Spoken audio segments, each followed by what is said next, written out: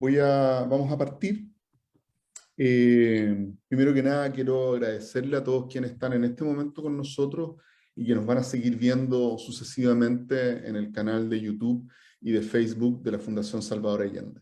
Soy Genaro Cuadros, arquitecto urbanista y director de la Fundación Salvador Allende y al mismo tiempo también jefe de la carrera de arquitectura de la Universidad Academia de Humanismo Cristiano, que en conjunto con la Fundación Friedrich Ebert de Alemania, la Organización del Movimiento Popular UCAMAU, el Centro de Producción del Espacio de la UDLA y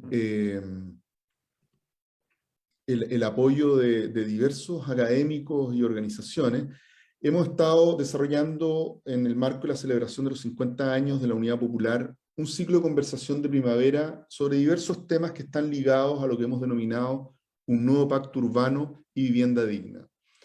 En ese contexto hemos realizado ya una charla inaugural de Miguel Launer sobre la vivienda pública, una mesa sobre memoria y ciudad, y ahora nos toca, felizmente, en un momento bien especial de la historia. Este es un día que se contará después, como de los días relevantes, una conversación con los constituyentes. Estamos en un momento constituyente y como centros, Movimiento Popular y como Fundación Salvador Allende queríamos también registrar ese momento político, institucional, que es muy relevante, democrático, y que es el resultado del 18 de octubre, ¿ya? Y de la movilización del pueblo de Chile, que conquistó este espacio que nosotros queremos defender, promover, resguardar. Así que, primero que nada, quiero darle la bienvenida a nombre de las distintas organizaciones que estamos haciendo esta transmisión y decirles que nos van a acompañar a medida que vayan llegando, porque están todos literalmente saliendo de la sala de la convención, los distintos constituyentes invitados. Y quiero agradecerle el esfuerzo que están haciendo. Tomás, que estás tú aquí ahora, lo haré también con Fernando y con Adolfo cuando se integren a la conversación, porque sé que están cansados y que todavía el día no termina para ustedes, y vienen saliendo un largo día de debates y de votaciones. Así que muchas gracias por estar acá. Muchas gracias, Doris, por estar con nosotros, por hacerte cargo de la construcción de esta mesa y esta conversación, y los dejo con ella, con Doris González, vocera UCAMAU, docente de la Universidad Academia de Humanismo Cristiano y flamante líder del Movimiento Popular por Viviendas Dignas. Así que todo tuyo el espacio y la conversación, Doris. Hola, Genaro. Bueno, hola a todas y a todos. Saludar a Tomás, agradecerle por estar acá, por darse el tiempo. Sabemos que el trabajo en la convención es un tremendo trabajo. Agradecer también a la Fundación Salvador Allende, a Friedrich Ebert, a UCAMAU, Centro de Producción del Espacio, Universidad Academia de Humanismo Cristiano, por este espacio de conversación, por este espacio de diálogo, de reflexión, que es tan necesario, y en este contexto también de una discusión sobre la convención, sobre esa nueva constitución que se fue generando a partir de las grandes movilizaciones que se sucedieron en el país.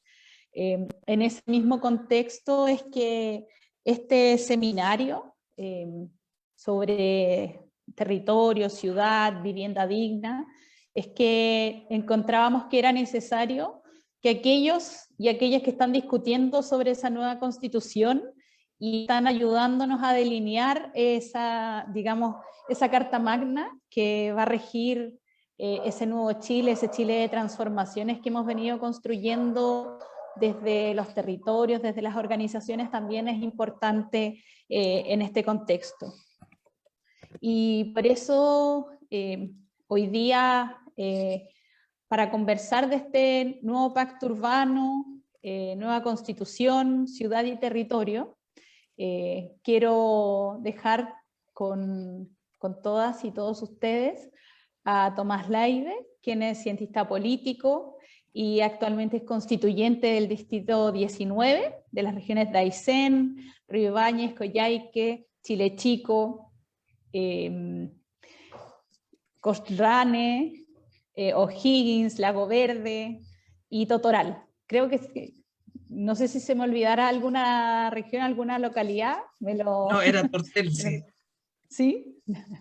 Y bueno, y además es de Colectivo Socialista, y le agradecemos también por estar en esta conversación tan necesaria en este contexto de la convención, donde se empieza a generar la construcción de esa nueva constitución.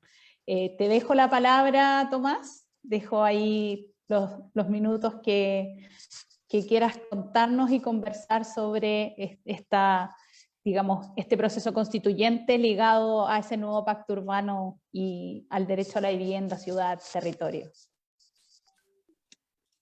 Muchas gracias, Dori, muchas gracias también a Genaro, que hizo ahí la introducción. Gracias a la Fundación, a todos por la organización y la invitación al evento.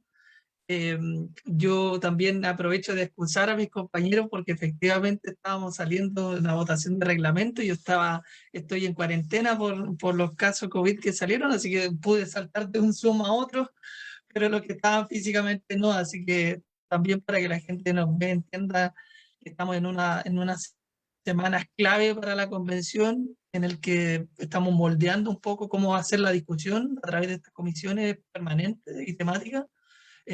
Donde sin duda vamos a poder entrar a los temas de fondo, y uno de ellos es probablemente uno de los claves en los que ustedes nos han convocado a conversar. Así que yo feliz de poder estar acá y poder al menos compartir con ustedes alguna reflexión y también intercambiar algunas miradas. Ojalá que logren llegar los otros constituyentes también, porque efectivamente representamos mundos diferentes que sería bueno poder contrastar. A mí me gustaría decir, a ver, algunas cosas iniciales. El tema de ciudad, vivienda, territorio, creo que estos últimos años se ha tomado buena parte de la agenda, se ha tomado los movimientos sociales también, y yo lo pienso desde mi región también, cómo se ha ido armando un cierto discurso en las organizaciones sociales y en la propia comunidad, en la propia ciudadanía, la conciencia respecto a lo fundamental de estos temas y la vinculación directa que tienen con la desigualdad y con una sociedad de derechos. Así que creo que la invitación es súper atingente. Buena parte del problema del estallido social y los problemas que tenemos, creo yo, de cohesión social en Chile probablemente tienen su explicación, ¿no es cierto?, en los conflictos urbanos y territoriales. Así que a mí no me cabe duda que el abordar la segregación urbana, la desigualdad urbano-rural, que también se ve mucho en Aysén, la zona aislada y los conflictos socioambientales, es parte, ¿no es cierto?, también de la explicación del estallido social. Vinculado a eso también los efectos del Estado subsidiario en vivienda, obviamente los efectos de una política habitacional subsidiaria que ¿no es cierto?, entonces ha profundizado la segregación, los conflictos en el espacio público, y eso yo creo que pasa no solamente en las grandes ciudades, sino también en regiones como la mía, donde también es posible observar el efecto de esa política subsidiaria y que algunas veces, ¿no es cierto?, profundiza la desigualdad. Así que yo creo que aquí tenemos varios desafíos. Yo creo que partiendo de lo más general, el derecho a la vivienda sin duda es uno de los temas que va a estar presente en la discusión constitucional.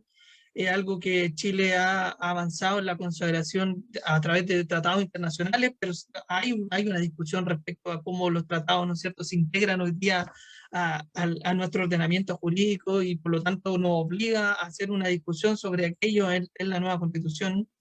Y ese derecho a la vivienda digna, que existen obviamente en otros países del mundo, no, ustedes sabrán mejor que yo, no solamente tiene que ver con consagrar algo en el papel, sino que hacer una discusión sobre la dimensión también de la habitabilidad, del espacio urbano, del derecho a la ciudad. Y por lo tanto no es solamente el techo sobre tu cabeza, sino que el espacio comunitario, cómo se forja entonces el tejido social en nuestras comunidades, y cuál es el lugar de referencia en torno al hogar, al entorno. Y esa discusión a mí me parece que es súper interesante de darla antes de ir definiendo los derechos más concretamente. Y de forma anexa uno podría entonces empezar a dar las discusiones sobre el suelo, la política del suelo, el derecho de propiedad, y cómo esto va vinculándose varios temas entre sí para configurar entonces esta discusión sobre la ciudad y los territorios. Entonces, a mí me parece que una de las cosas fundamentales que probablemente vamos a tener que ver entre la Comisión de Medio Ambiente, la Comisión de Derechos Fundamentales, es la discusión entonces sobre el Estado subsidiario. Y ahí muchos hemos hablado de avanzar hacia un Estado social democrático de derecho, y eso tiene un efecto en la política o en la vida real de las personas. En campaña yo lo decía mucho, en mi región pasa mucho, me lo encontraba todos los días esto del el voucher que tiene la gente de la política habitacional, que lo tiene así guardado. Aquí me gané mi platita para mi vivienda y pasan 10 años, y todavía está con la gente con su voucher en la mano esperando un sitio que se concrete su vivienda, y eso tiene que ver con la política habitacional que hemos construido, eh, sujeta a los intereses del mercado, y uno pensaría que en regiones como la mía, en la región de Aysén, hay mucho suelo donde construir, pero no es así. Tenemos los mismos problemas que en el resto de Chile, así que sin duda eso es uno de los temas eh, muy importantes de abordar. Hola, Fernando. Hola Tomás, hola Genaro, hola Doris. Eh, Continúo y después viene tú, parece. Ya, de a poco se Dale van a ir nomás, integrando los Tomás. demás. Ya. Estábamos Hola, hablando, Fernando. bueno, un poco de la política subsidiaria, los temas vinculados a la ciudad. Y además entonces de la política, o sea, del Estado subsidiario, evidentemente hay una discusión sobre la descentralización que tenemos que dar. Esa vamos a tener una comisión, la Comisión de Forma de Estado, que va a estar entonces determinando buena parte de la discusión sobre la ciudad. En mi región elegimos a una gobernadora regional, donde que es lo que pasó en todo Chile, ¿no es cierto?, en la primera elección democrática de gobernadores, pero vemos que todavía las competencias que tienen estos gobernadores para hacerse, ¿no es cierto?, para hacerse cargo y para enfrentar los desafíos que tienen las regiones de ordenamiento territorial, de redefinir los instrumentos de la política de vivienda. Todo eso los gobernadores no tienen facultades para ello. Entonces, y obviamente dependen también de la definición presupuestaria que viene del nivel central y de las definiciones del diseño de la política que viene del nivel central, siendo que en nuestra región la necesidad de tener los pies en la región es súper importante para entender cómo se vive en la isla de Melinca, en la isla de Huicha, donde no hay alcantarillado, por ejemplo, y por lo tanto construir una política de vivienda tiene que considerar, digamos, dimensiones reales y concretas como esa, donde tú no puedes tener una pyme porque no puedes acceder al permiso de esa pyme porque no hay alcantarillado. Entonces, ese tipo de realidades yo creo que se aborda desde la descentralización, y eso espero que también ocurra esa discusión en esta nueva constitución, en estas comisiones permanentes. El otro elemento que agregaría entonces también la discusión sobre el Estado plurinacional, y cómo entonces también hacemos una discusión sobre la vinculación o sobre la aproximación que tienen los pueblos originarios hacia la tierra y hacia los territorios. En mi región hay una tremenda cantidad de población mapuche, huilliche, y que está especialmente vinculada al litoral, a la isla, y hace poco vimos un claro ejemplo de lo que el Estado hace de repente, que vulnera, digamos, los derechos de las personas y la aproximación que tienen a la tierra. Hay una comunidad mapuche, la comunidad Nahuelquín Delgado, que vive en la isla de Traillén. La isla es propiedad del Ejército de Chile, y el Ejército decide enajenar estos terrenos y vendérselo a un privado. y el privado decide expulsar a las personas de la isla porque no sé cuáles serán sus planes, pero decide expulsar a esas personas, una comunidad que tiene ahí 100 años de historia en la isla de Traiguén. Entonces, y eso tú lo ves que pasa en los terrenos que hay en Las Condes del Ejército, en muchos otros lugares donde el Estado claramente está completamente disasociado de la política de vivienda con las otras instituciones. Entonces, en lugares como Aysén, donde claramente el Estado es uno de los principales propietarios de terrenos, que no ser capaz de comunicar, de tener el lazo comunicante entre ese tremenda activo con la política de vivienda para resolver los problemas de vivienda en la región. Habla entonces también del parte de la enfermedad que tenemos en Chile, de la política subsidiaria y de la forma en que operan también las instituciones del Estado. Así que yo creo que ahí ya hay varios elementos para la discusión, y yo tenía ahí como último punto el derecho a propiedad, pero creo que ahí Fernando me puede complementar mejor, pero solamente dejar anunciado que sin duda la discusión sobre el derecho a propiedad, la función social de la propiedad, la forma en que procede la expropiación también en torno a proyectos de interés público, va a ser una discusión extremadamente relevante de dar en esta constituyente para poder también habilitar entonces una política habitacional que no toque con los intereses privados, que no esté sujeta a los intereses de mercado, sino que pueda efectivamente diseñarse desde la realidad de las personas, con las instituciones del Estado, con estos activos que hay en la propiedad fiscal de los terrenos, pero también con facultad y realmente que se puedan concretar los anhelos de las personas y que no tengamos que estar entonces constreñidos por un modelo que sabemos cuál ha sido el efecto que ha tenido en estos 30 años. Eso por mi parte. Muchas gracias. Muchas gracias, Tomás. Mira, voy a presentar a nuestro otro panelista, que es Fernando Atria. Él es abogado y constituyente del Distrito 10, que se compone las comunas de Santiago, Ñuñoa, Providencia, Macul, San Joaquín y La Granja. Además, es de Fuerza Común y del Frente Amplio. Ahí le damos la bienvenida a Fernando, gracias por sumarse.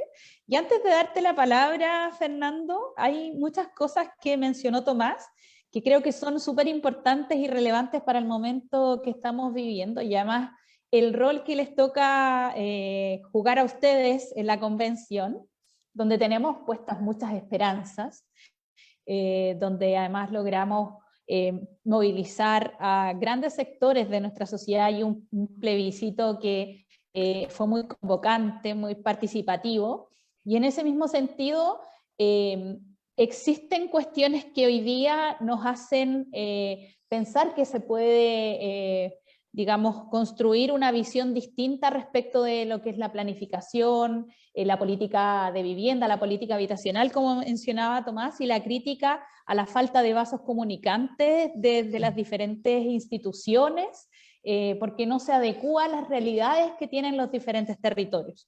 Y en eso mismo, abrir una discusión sobre un punto importante que nos parece también a nosotros, y además lo digo siendo parte de una organización y un movimiento que ha levantado una reivindicación de la lucha por el derecho a la vivienda y a la ciudad, donde pareciera que la propiedad es la única forma y lo único importante de dar solución a la problemática de vivienda. Entonces, te dejo la palabra para que nos puedas comentar acerca de este punto que creo que es fundamental para ese nuevo Chile que estamos construyendo.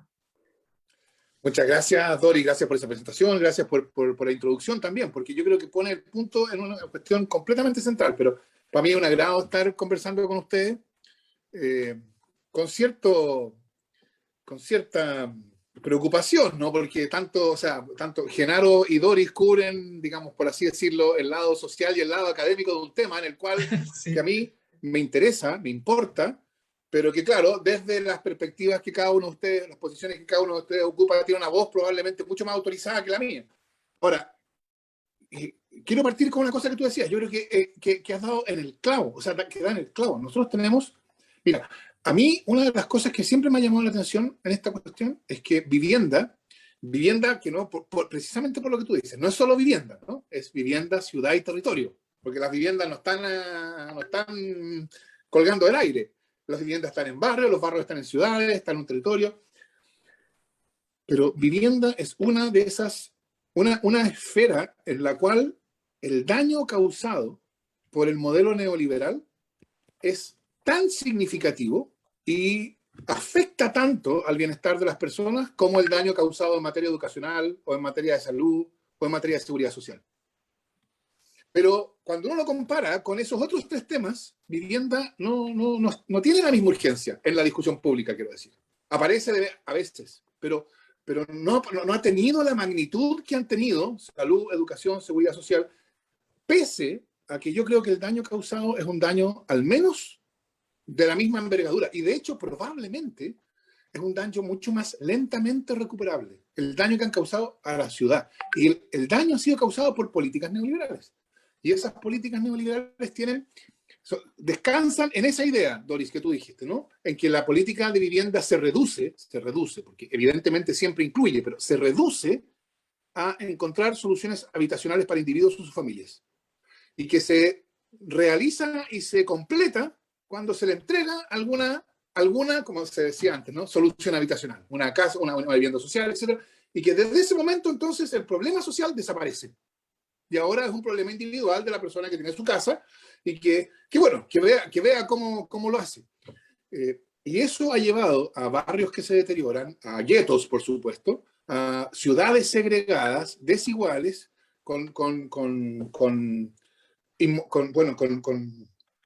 esto tiene que una palabra técnica para designar esto, con servicios públicos, mobiliario urbano, etcétera, totalmente diferenciado. Y yo creo que eso creo que es va a ser una herencia, y es una herencia que no se soluciona, ¿cómo decirlo? No se soluciona cambiando las políticas. O sea, por supuesto que hay que cambiar las políticas. Es un daño que va a tomar, creo yo, mucho tiempo en solucionar. Y yo creo que la nueva Constitución es la oportunidad precisamente para hacer eso, ¿no? Y yo esperaría que la nueva Constitución consagrara el derecho a la vivienda, pero no el derecho a la vivienda en el sentido del derecho a una vivienda individual para una persona o familia, o no solo, porque por cierto eso también, o sea, el derecho a una vivienda digna, por cierto, pero una vivienda digna obtiene parte de la dignidad que viene de la ciudad en que está, o del barrio en que está. Entonces es efectivamente vivienda, ciudad y territorio. Y yo creo que esto de hecho uno podría ponerlo en algo más amplio. Como te digo, yo creo que los problemas que son la herencia de 30 años de políticas neoliberales en salud ilustran bastante bien los problemas con el neoliberalismo en general. O sea, creo que es una esfera donde se manifiestan esos problemas de un modo bastante claro. Por eso a mí siempre me ha llamado la atención que no tiene la misma urgencia en la discusión pública. Así que déjame conectarlo también con cuestiones más amplias sobre derechos sociales, si me lo permite. La Constitución de 1925 originalmente no tenía derechos sociales.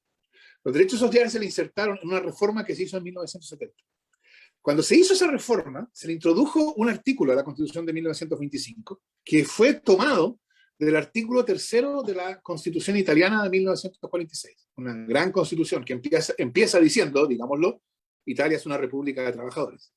El artículo 3 es el artículo 1. El artículo 3 contiene una regla que, como te digo, pasó a la Constitución del 25, fue adoptada. Que yo creo que encapsula una idea que yo llamaría antineoliberal, que yo esperaría que ya sea en ese formato exacto. A mí me gustaría que fuera así, como un homenaje a la Constitución de italiana, etcétera, pero puede ser en otro. Pero es una idea que tiene que estar. La idea es, el Estado tiene el deber de remover los obstáculos que de hecho impiden la libertad y la igualdad. Nótese, aquí la cuestión interesante es de hecho. O sea, la libertad y la igualdad no son cuestiones de normas. No es suficiente una norma que diga que hombres y mujeres son iguales ante la ley. O sea, es necesaria, por supuesto. Pero como esto es una cuestión que en el feminismo ha quedado clarísimo, lo ha insistido mucho, ¿no? La desigualdad no es una cuestión solo de normas, es una cuestión también de prácticas sociales. No hay una norma que diga que las mujeres deben ganar menos que los hombres. De hecho, hay una norma que dice lo contrario, pero hay una práctica social en el sentido contrario. Entonces, el Estado neoliberal se desentiende de esas prácticas sociales. Entiende que su deber es proveer mínimos, una vivienda mínima, y claro, el Estado neoliberal se puede ir mejorando, se puede ir humanizando en el sentido de que las viviendas pueden ser un poco más grandes, está bien, y eso por supuesto, cuando pasa, bien, no sé si por qué no. Pero siempre es esa la lógica.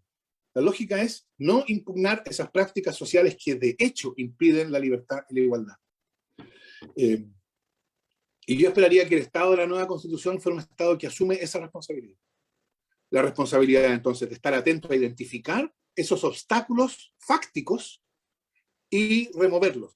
Y una política de vivienda que mire no solo la vivienda, sino que mire la ciudad y que busque entonces crear ciudades integradas, ciudades igualitarias, yo creo que es una condición indispensable para eso, porque qué ejemplo más claro de algo que de hecho impide la libertad y la igualdad, que bueno, que ciudades segregadas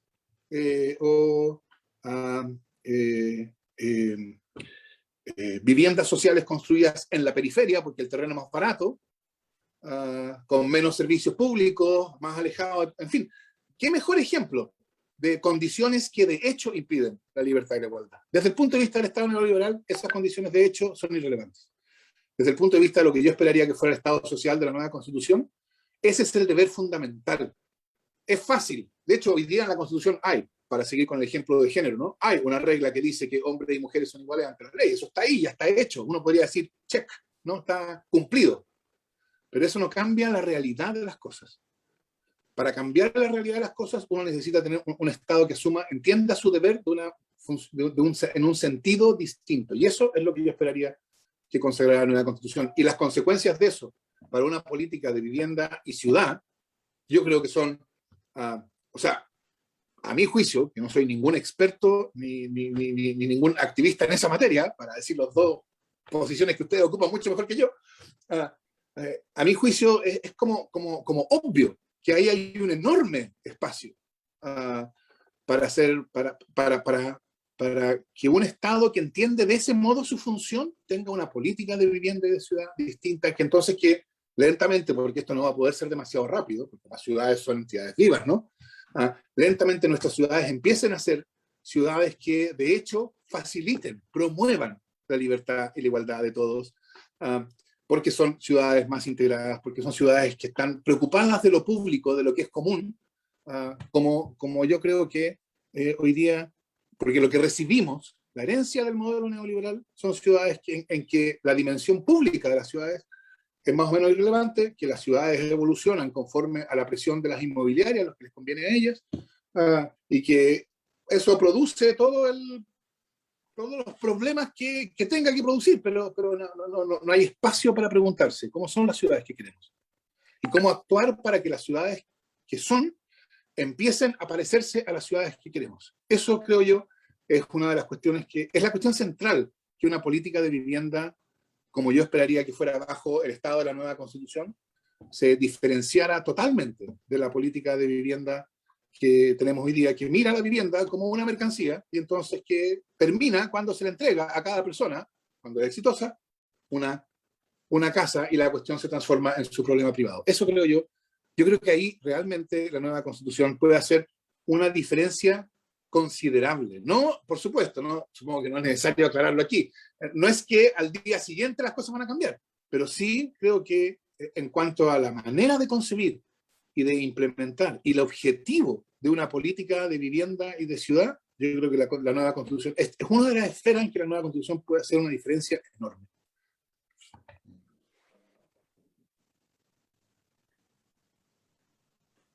Oye, muchas gracias, Fernando, por esa exposición. Creo que hay cuestiones que son muy importantes, muy relevantes que nos comentabas.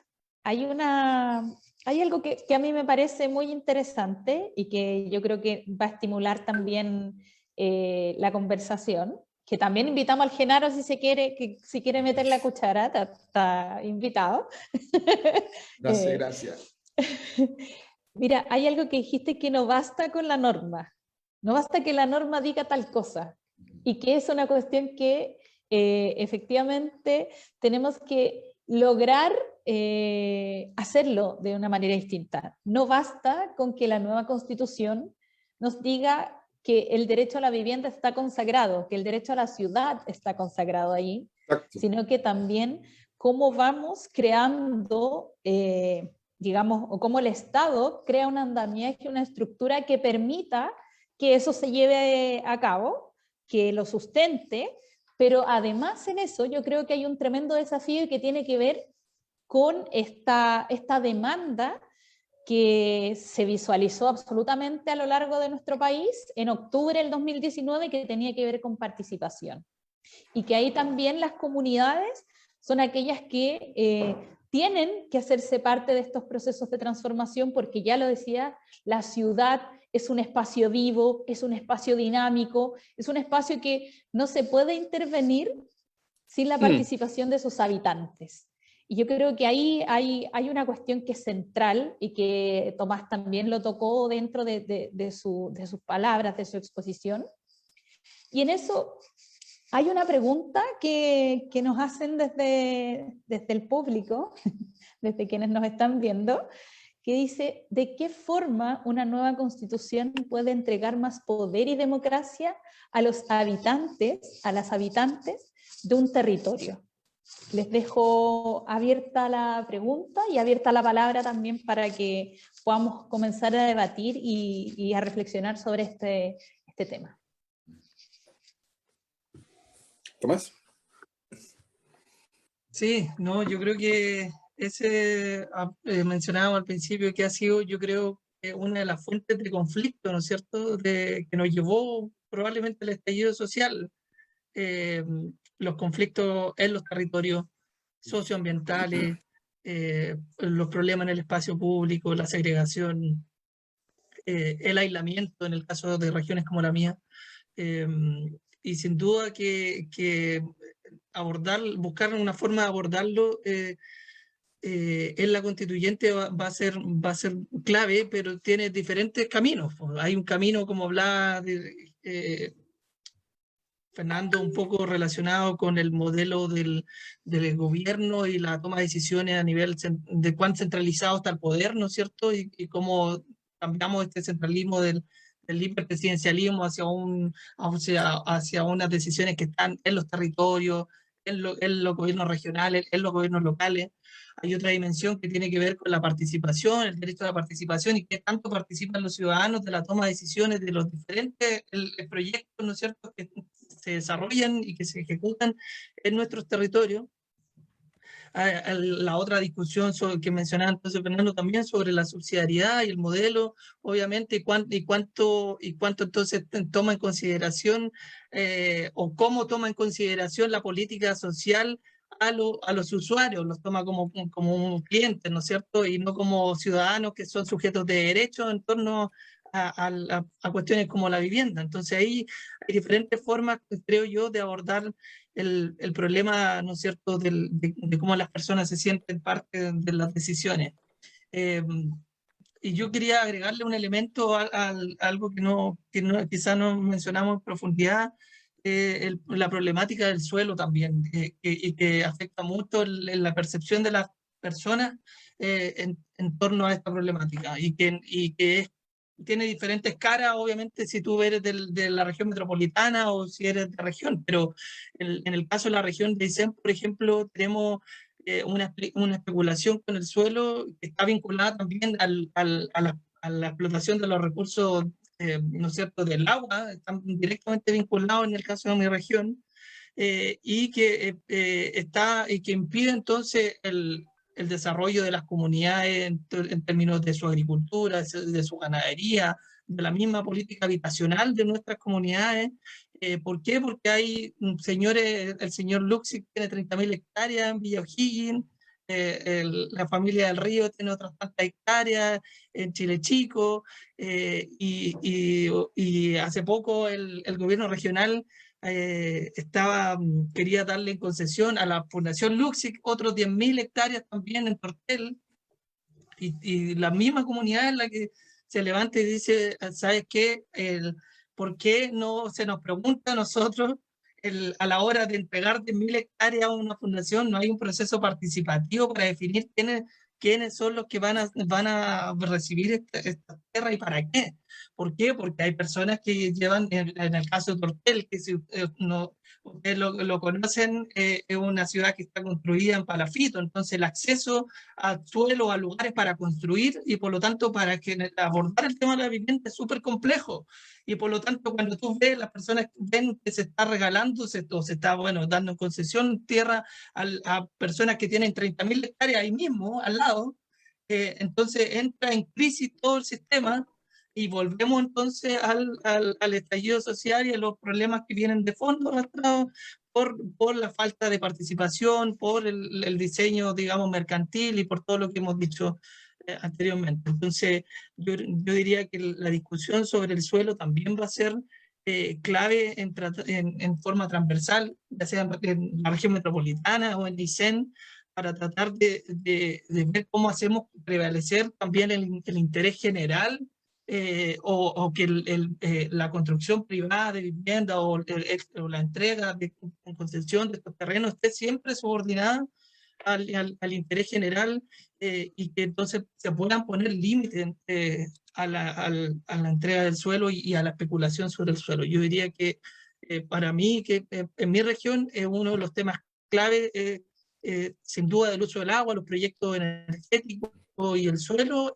Yo creo que son los tres temas clave en términos del territorio y de los conflictos que están sucediendo, que nos han llevado hasta acá, pero que son los conflictos que solo se van a agudizar de aquí a 10 años más. Especialmente en regiones como la mía, donde hay una gran, ¿no es cierto?, expectativa de explotación de recursos, ¿no es cierto?, de llegada de muchas personas que ven ahí en la región de Aysén la tremenda riqueza de recursos naturales, y que por lo tanto, si no abordamos el problema hoy día desde todas estas dimensiones, lo que vamos a tener en 10 años más son conflictos mucho más profundos, con mucha violencia, y que yo creo que es lo que queremos evitar con este proceso constituyente.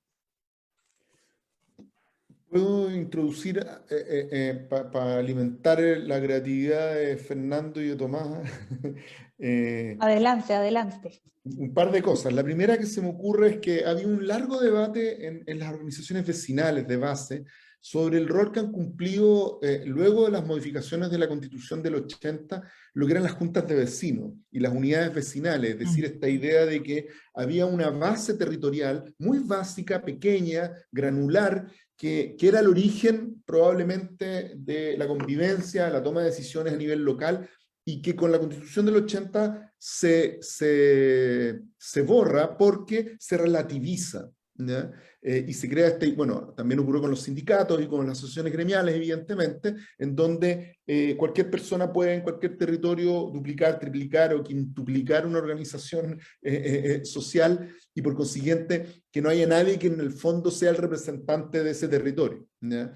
Entonces, quisiera preguntarle si han pensado, existe en el debate, es pertinente hacer una discusión sobre si ¿acaso no debiera haber una unidad que está más abajo del municipio? Estoy pensando en la dimensión orgánica de la discusión, que debiera ser las unidades territoriales que en términos populares llamamos barrios, pero que en el fondo son pequeños territorios que deberán tener un cierto nivel de representación, y que esa representación pudiese tener de alguna manera un rol. En esto que dice Tomás, así onda, le van a preguntar a alguien qué es lo que va a pasar ahí. Bueno, tenéis que preguntarle obligatoriamente a esta organización, a esta unidad, a este representante, etcétera, de ese sector. Entonces estoy pensando en la Junta de Vecinos.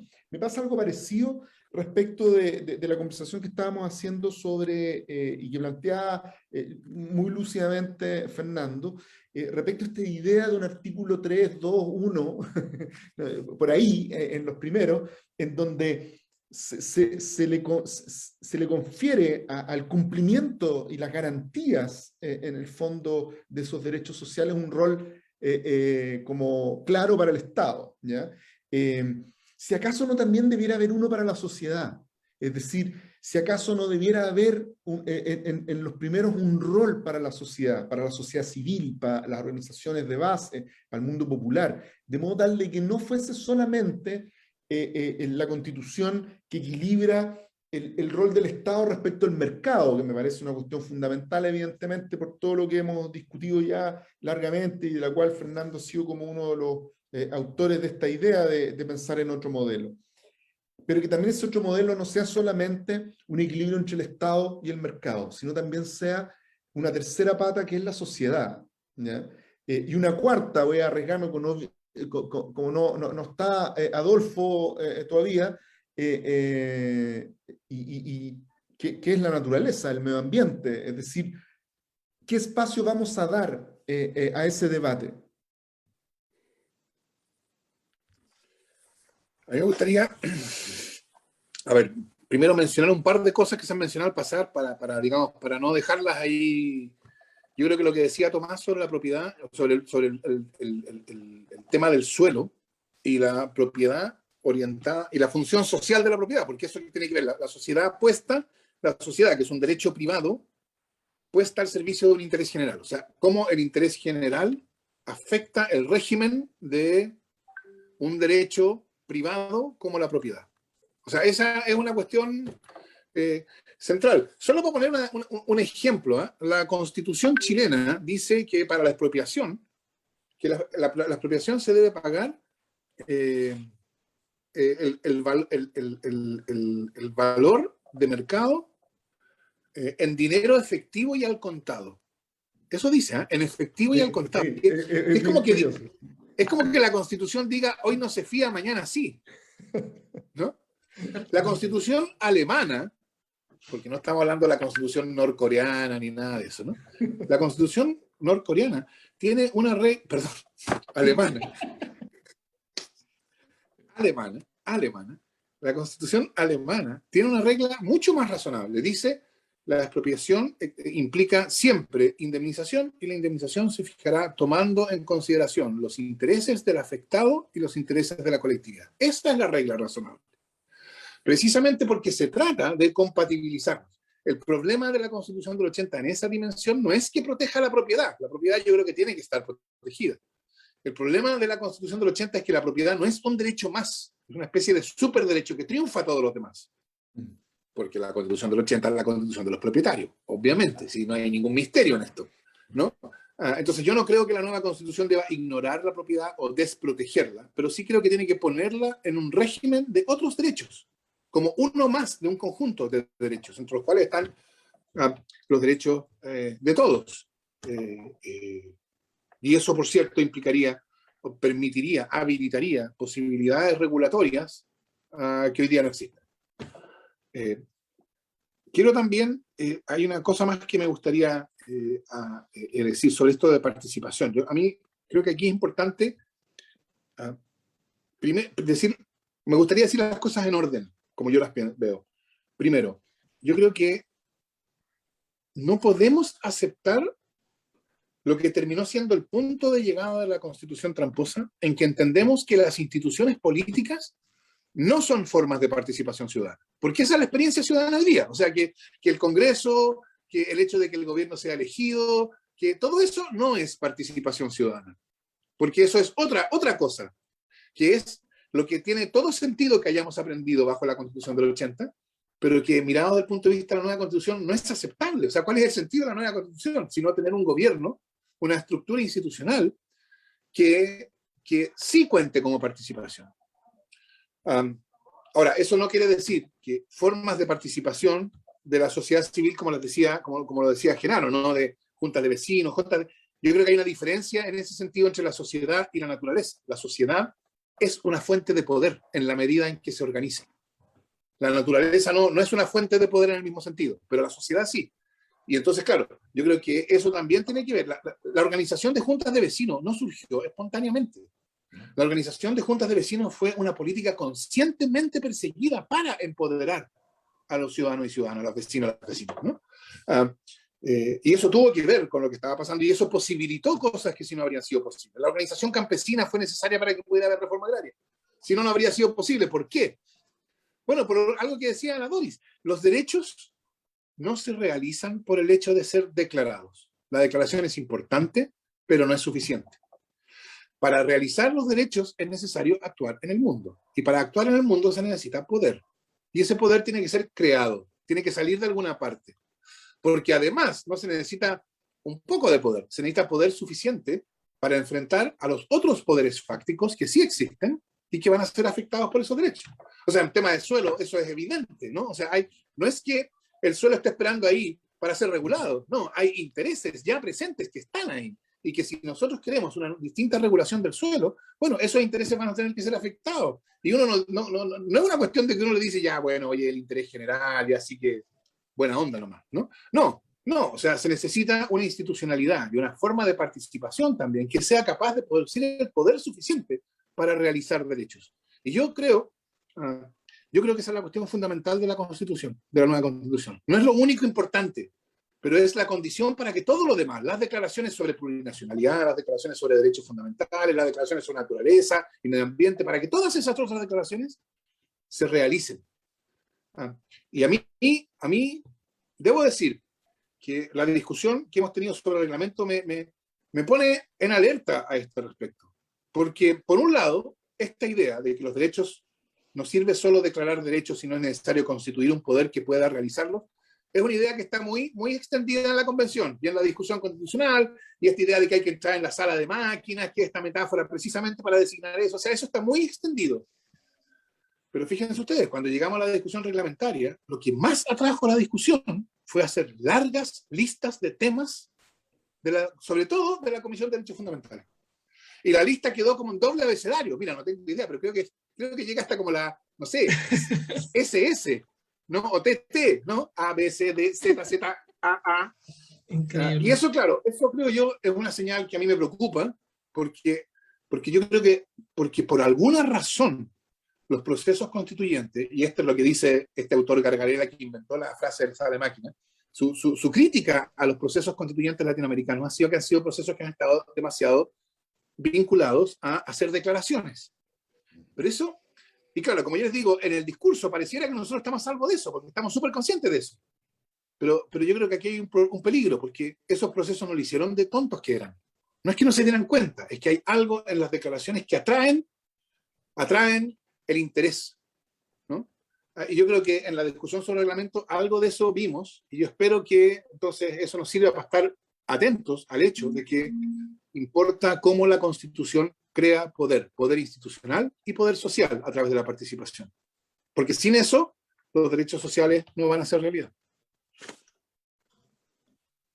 Oye, lo que decía Fernando, y con lo que cerraba esto de crear poder no solo institucional, sino que en todo ámbito, yo creo que es una necesidad, y es lo que debemos estar propulsando no solo desde los espacios territoriales, sino que también desde los distintos espacios donde nos toque estar. Y ahí vamos a estar constantemente, pendientes de lo que suceda en la convención, defendiendo la convención, que es un espacio nuestro que costó, que movilizó, entonces por eso mismo además tenemos que cuidarlo. Y quería comentarles que, lamentablemente Adolfo y Sandra no alcanzaron a conectarse. Adolfo está con una fractura en su pie y estaba con harto dolor, entonces... Sí, me dijo que se le cayó el caballo encima.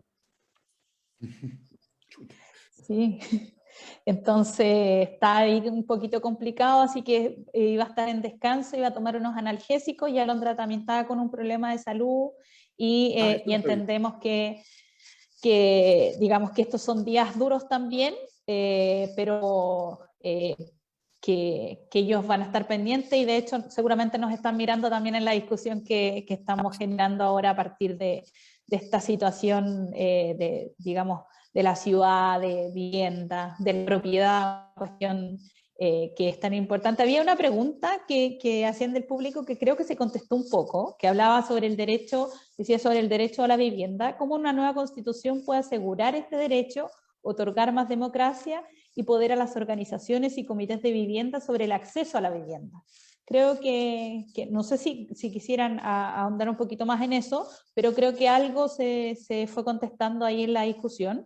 Pero hay otra pregunta también que nos dice, en el contexto de una nueva constitución, ¿cómo ésta puede aportar en la reparación y desarrollo de ciudades sustentables, especialmente en el actual contexto del cambio climático? Entonces ahí les dejo abierta la palabra y para que sigamos conversando, porque la ciudad o los espacios, los territorios efectivamente también conviven digamos, con la naturaleza, con esa madre tierra que en algunos casos los pueblos originarios y sobre todo digamos fuera de la región metropolitana particularmente, la relación también es distinta con el medio ambiente, con el suelo, con la tierra. Bien. Yo. Yo creo que ese es un buen punto que no habíamos tocado y que creo yo que también va a ser importante en esta discusión, que ya está súper instalado también en esta discusión de reglamentos. Ya lo veíamos sobre la discusión sobre desarrollo sostenible, ¿no? Hay diferentes visiones dando vuelta, pero sin duda hay una discusión sobre el cambio climático y cómo hacemos una transversalización de esa perspectiva en las diferentes partes donde tiene impacto, que va a ser súper relevante, va a ser súper interesante además la discusión, porque en esto, y Fernando me puede corregir, en esto yo creo que no hay como son discusiones nuevas, no hay un modelo que podamos seguir para decir cómo esto se resuelve, sino que hay una discusión que tenemos que dar con nuestra realidad y con la realidad de nuestras comunidades y territorios para ver cómo enfrentamos entonces esta disyuntiva sobre el cambio climático, especialmente desde esta área de la vivienda. Yo lo veo en mi región la política habitacional por mucho tiempo no estaba ajustada a la realidad local y nos pasaba que la gente no eran tan de mala calidad la vivienda que el principal problema que tenían era el aislamiento térmico. Y por lo tanto tenían que empezar a buscar soluciones a esos problemas de aislamiento térmico, y eso implicaba más gasto para las familias, más contaminación, y nosotros tenemos un gran problema de contaminación, especialmente en Coyhaique, somos una de las ciudades más contaminadas por el uso de la leña, y por lo tanto la política habitacional exacerbaba el problema de la leña y de la energía que teníamos. Y hoy día tenemos un programa de aislamiento térmico que lo que viene a tratar de solucionar eso, pero sin corregir el problema de fondo, que es cómo la política habitacional entonces va resolviendo entonces el problema en la ciudad. Entonces, ese es uno de los elementos que tú vas viendo cómo se encadena con el resto de la problemática.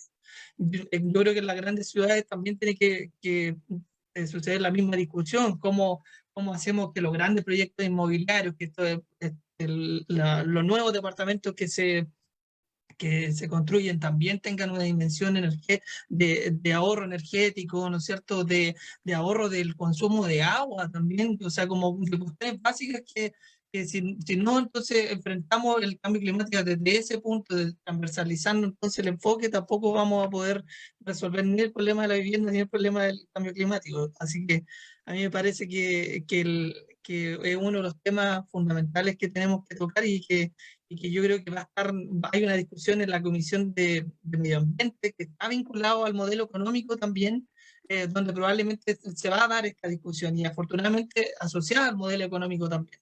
Así que yo espero que ahí también podamos vincularlo a la discusión sobre vivienda. Sí, sí, no, yo estoy de acuerdo con eso.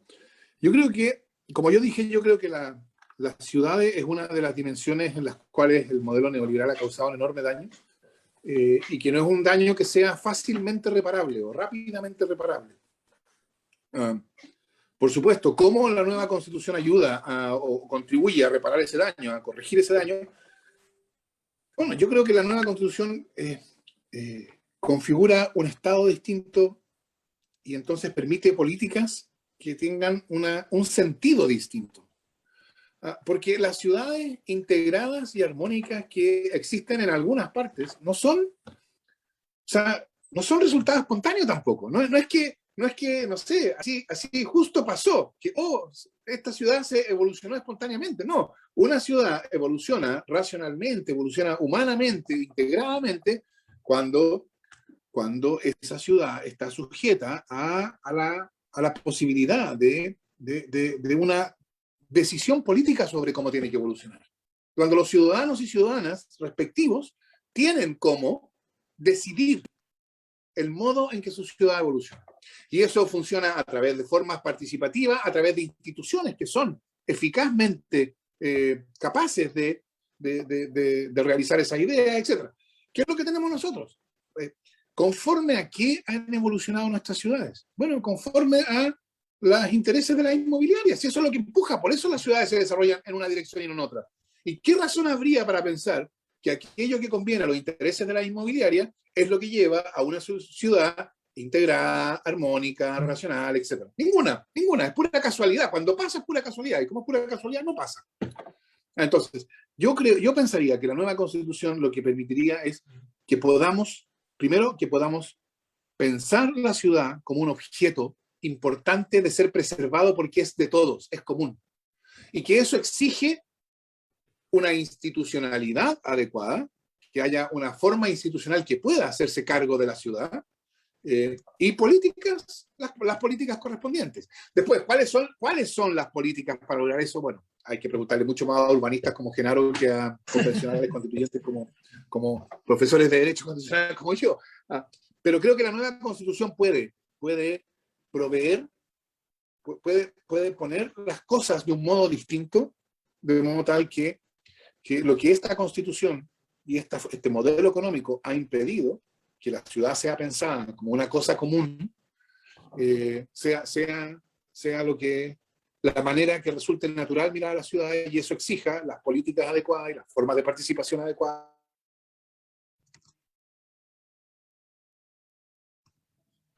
Perdimos, Fernando. Sí, se nos quedó pegado.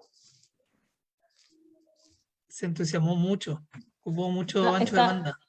Claro, ocupó demasiada energía en sus palabras, así que se les quedó pegado. Pero bueno, esperemos que recuperemos la... ¿Ahí viene? Ahí volvió. Ahí viene, ahora sí, Fernando. Está silenciado. muteado, Fernando. Hay un boicot contra Fernando. No, digo que el Zoom decidió que debía terminar de hablar. Ya había terminado. Oh, ya, mira, yo creo que acá podríamos hablar 1000 horas más y podríamos ir generando discusiones respecto de diferentes temas. Y claro, y es la intención también, o sea, que estimulemos la discusión sobre este nuevo pacto urbano, sobre lo que estamos pensando para ese nuevo Chile, esa convención que nos está ayudando a abrir estas discusiones además, pensar en los procesos de transformación que se han venido viviendo en nuestro país es profundamente interesante. La ciudad es un espacio que hoy día requiere efectivamente reparación. La política de vivienda ha sido una política pública que no ha estado, digamos, no ha dado el ancho y que no se ha enfocado en construir espacios adecuados y de desarrollo para todas y todos. O sea, efectivamente hay una discusión hoy día sobre la problemática que se ha generado en torno a la ciudad que tiene que ver con la vivienda. Eso es una discusión que se ha venido dando hace mucho tiempo.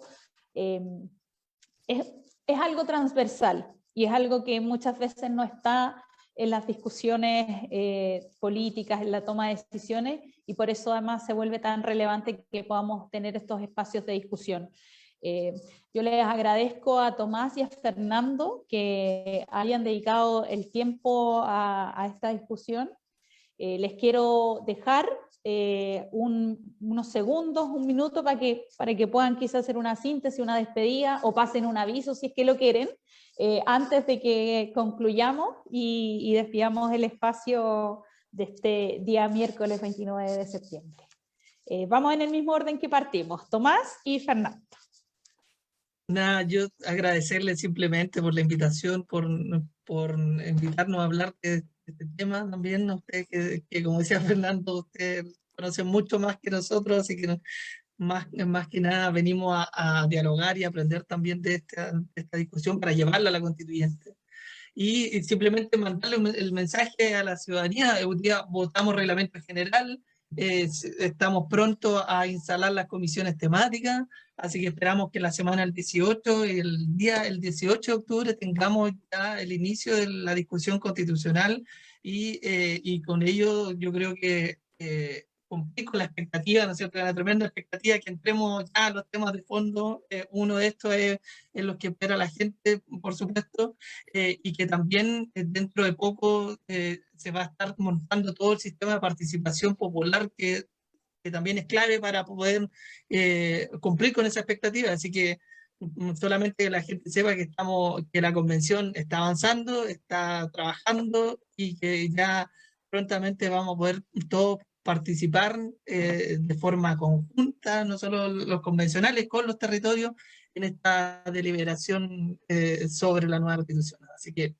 muchas gracias a ustedes por la invitación y saludos a Fernando también, que ojalá pueda descansar dentro de poco. Gracias, Tomás.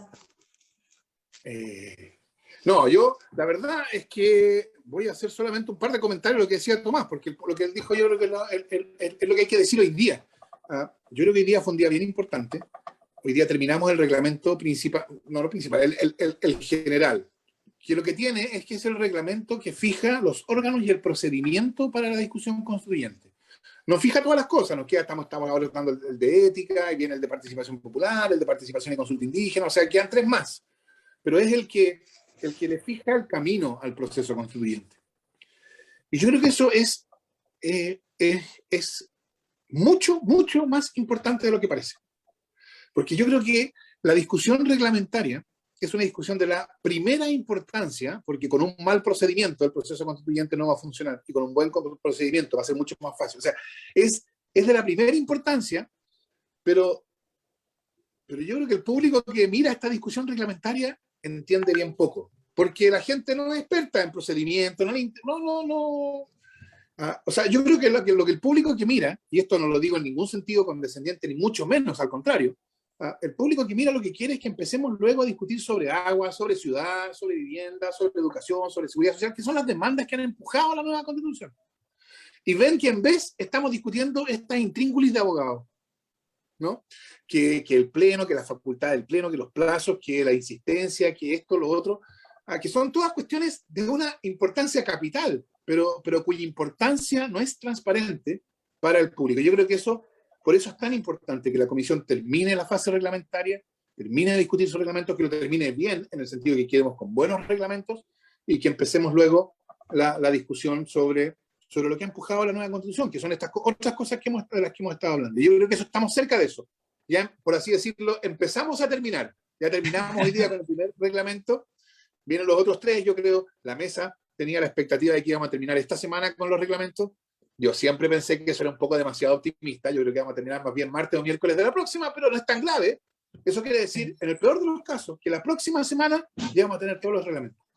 Y como dice Tomás, de eso viene la constitución de las comisiones temáticas, después viene la semana territorial, en que vamos a poder salir a conversar.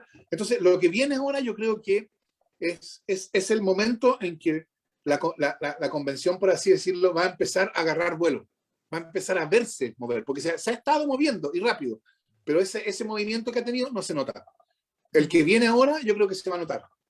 Así que es importante el momento en que estamos, y claro, la convención hay que defenderla, porque hay muchos interesados en que no les vaya bien. Pucha, qué entusiasmo, Fernando y Tomás. Muchas gracias por la conversación. Espero que no sea la última que hagamos sobre esto y podamos construir una estrategia para incidir efectivamente en que los cambios sean posibles a través de la Constitución. Y ahí estaremos defendiendo la Constitución. La Convención no está sola. Y bueno, muchas gracias a los dos por el trabajo. Ya son las 9 y tanto de la noche y además les quedan otras reuniones que hacer, así que felicitaciones y mucho ánimo y energía. Muchas gracias. Bueno, Sí, Gracias. gracias. Chao, Tomás. Y Muy bien, solo, Doris. sí, solo para cerrar, decir que, y les puedo dar ahí, Tomás y Fernando, si se tienen que retirar, no hay ningún problema. Solo decir que en esta fase es tan importante lo que estamos conversando, lo que estamos pensando para ese nuevo Chile, que no nos dejemos engañar por las caricaturas que nos quieren imponer. Cuando estamos diciendo que queremos vivienda digna y ciudad digna para todas y todos, estamos buscando diferentes mecanismos y eso también tiene que ser en el largo plazo, en ese nuevo Chile que pensamos. Y en ese mismo sentido, dejarles la invitación abierta a todas y a todos. El 6 de noviembre tenemos la 6ª Marcha por el Derecho a la Vivienda y a la Ciudad, que es una instancia que ha venido aglutinando a organizaciones territoriales, a instituciones, a movimientos académicos, a un sinfín de personas, de habitantes, que lo que queremos efectivamente es construir una ciudad mucho más democrática. Así que a nombre, digamos, de los organizadores de Fundación Salvador Allende, Friedrich Ebert, UCAMAU, Centro de Producción del Espacio, Academia de Humanismo Cristiano, les damos las gracias a nuestros invitados por esta tarde de conversación y a todas y todos quienes nos estuvieron escuchando. Un abrazo a Genaro y también a Sergio, que está ahí atrás bambalinas, moviendo todo para que esto funcionara. Un abrazo y bueno, y a seguir defendiendo la Constitución, la Convención, que es nuestra. Eso. Gracias, Eso. Doris. Gracias. Que estés bien. Gracias. Gracias, Doris. Gracias, Genaro. Gracias, Un Sergio. abrazo. Chao. Chao, Tomás, un gusto. Chao, que estés bien. Chao, Genaro. Fernando. Estén muy bien. Chao. Chao. Chao a Sergio, el invisible. Nos vemos.